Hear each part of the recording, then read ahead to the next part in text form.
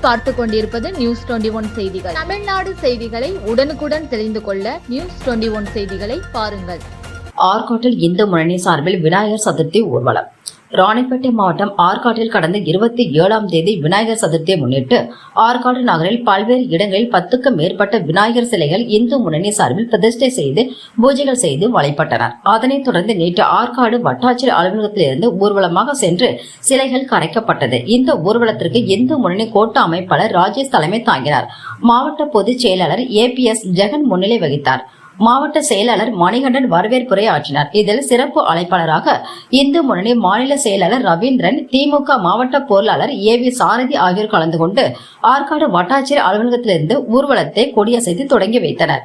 இந்த ஊர்வலம் ஆற்காடு நகரின் முக்கிய சாலைகள் கலவை ரோடு, பஜார் வீதி, வேலூர் மெயின் ரோடு, ஜீவானந்தம் சாலை, ஆரணி சாலை வழியாக ஊர்வலமாக மயிலாட்டம், ஒயிலாட்டம், கொக்கிலியாட்டம், கேரளா மேலதாளங்கள் உட்பட ஊர்வலமாக சென்று தந்தை பெரியார் நகர் பகுதியில் அமைந்துள்ள கிணற்றில் கரைக்கப்பட்டது.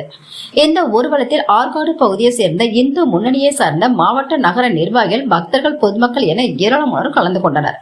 ஊர்வலத்தில் வழிநெடுங்கிலும் அன்னதானம் மற்றும் நீர்மோர் குளிர்பானங்கள் ஆகியவற்றை பொதுமக்களுக்கு வழங்கினர். மேலும் இந்த ஊர்வலத்தின் போது அசம்பாவிதங்கள் தவிர்ப்பதற்காக ராணிப்பேட்டை மாவட்ட காவல்துறை சார்பில் 300க்கும் மேற்பட்ட போலீசார் பாதுகாப்பு பணியில் ஈடுபட்டனர். நியூஸ் 21 செய்திகளுக்காக பாஸ்கர்.